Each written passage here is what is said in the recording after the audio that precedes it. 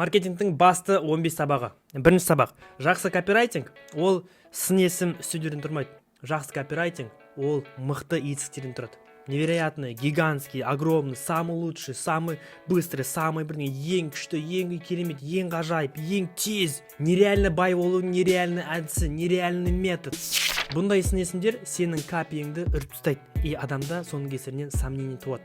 Егер етістік сын есім үстеу деген білмесең, интернеттен бір қарап ал, мысал келтіремін. Просто мына екі сөйлемде разница бар. Бірінші сөйлем, біреу көшеде асықпай келе жатыр. Екіншісі, біреу көшеде қыдырып жүр. Бұл жерде фокус асықпай деген сөзде.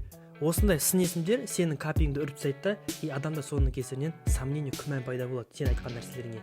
Сын есімді үстеуді қолданып түсіндіргенше, лучше сен демонстрация жаса, көрсет, история айтып бер, мысал келтір, демонстрация жаса, шоу жаса. Бірақ сын есім үстеулермен өз копиіңді толтырма. Ато айтқан нәрселердің барлығы күмән тудырады.